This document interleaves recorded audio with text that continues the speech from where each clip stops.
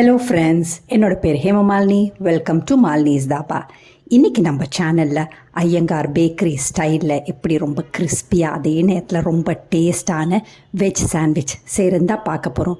வீட்டில் உள்ள பொருட்களை சிம்பிளான இன்க்ரீடியன்ஸில் வச்சு ரொம்ப டேஸ்டான இந்த சாண்ட்விச்சை எப்படி செய்யலான்னு பார்க்குறதுக்கு முதல்ல இது வரைக்கும் நம்ம சேனலை சப்ஸ்கிரைப் பண்ணாமல் இருந்தால் மறக்காமல் சப்ஸ்கிரைப் பண்ணி வச்சுட்டு பக்கத்தில் இருக்க பெல் பட்டனையும் ப்ரெஸ் பண்ணி வச்சுக்கோங்க. அப்போ தான் நான் போடுற வீடியோஸ் உங்களுக்கு நோட்டிஃபிகேஷனில் வரும். வாங்க வீடியோவுக்கு போகலாம். அதுக்கு நான் ஒரு பெரிய கடாய் அடுப்பில் வச்சுருக்கேன். இதில் ஒன்று இல்லைன்னா 2 டேபிள் ஸ்பூன் அளவுக்கு பட்டர் சேர்த்துக்கோங்க. பட்டர் சேர்க்குறதுனா நல்லா வாசமாக இருக்கும். அதோட 1 டீஸ்பூன் கடுகு, 3/4 டீஸ்பூன் சீரகம், இதெல்லாம் நல்லா பொரியட்டும்.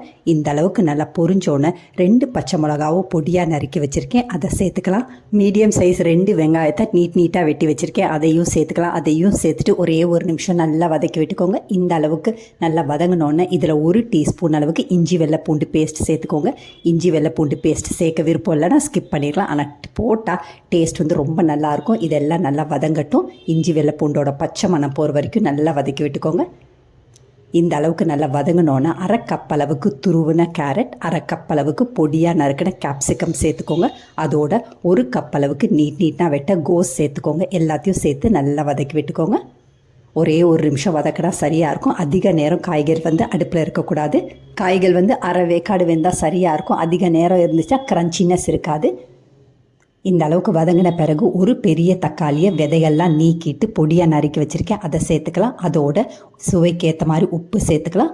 3/4 டீஸ்பூன் மிளகாய்த்தூள், 3/4 டீஸ்பூன் கரம் மசாலா தூள், 3/4 டீஸ்பூன் சீரகத்தூள் சேர்த்துக்கோங்க. 1/4 டீஸ்பூன் மஞ்சத்தூள், எல்லாத்தையும் சேர்த்து நல்லா வதக்கி விட்டுக்கோங்க. மறுபடியும் 1லேருந்து 2 நிமிஷம் வதக்கினா சரியாக இருக்கும். அதிக நேரம் வதங்காமல் பார்த்துக்கோங்க. இந்த அளவுக்கு வதங்கின பிறகு கடைசியாக கை நிறைய பொடியாக நறுக்கின கொத்தமல்லி சேர்த்துக்கோங்க.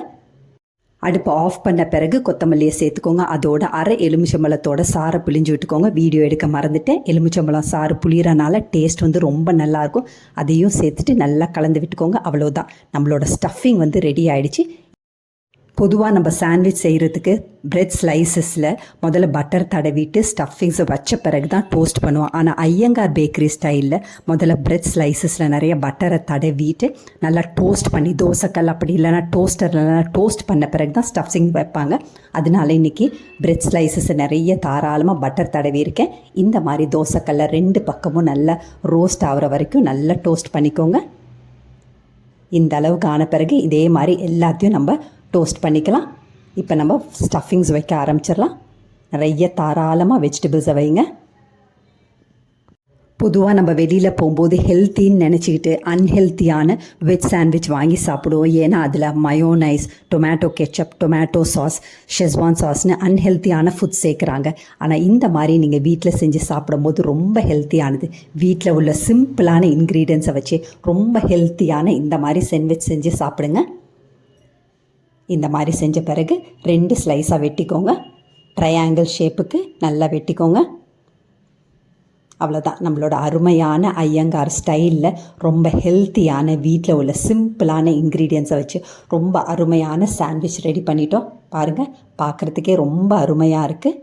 இந்த சாண்ட்விச்சை இன்னும் ரொம்ப ஹெல்த்தி ஆக்கிறதுக்கு ஹோம்மேட் பன்னீர், ஹோம்மேட் சீஸ் இல்லைன்னா சோயாவை நல்லா மசாலா போட்டு நல்லா பெரட்டிட்டு வச்சு ஸ்டஃப் பண்ணி சாப்பிட்டு பாருங்கள், ரொம்ப பிரமாதமாக இருக்கும். இதுக்கு ஸ்கூலுக்கு லஞ்ச் பாக்ஸுக்கு மட்டும் இல்லை, ஈவினிங் ஸ்நாக்ஸாக உங்கள் குழந்தைங்க பசியோடு வரும்போது இந்த மாதிரி செஞ்சு கொடுத்தீங்கன்னா ரொம்ப ஆரோக்கியமானது. வெளியில் வாங்கி சாப்பிடாமல் இந்த மாதிரி செஞ்சு கொடுங்க, டேஸ்ட்டும் பிரமாதமாக இருக்கும். அதே நேரத்தில் ரொம்ப ஆரோக்கியமானது.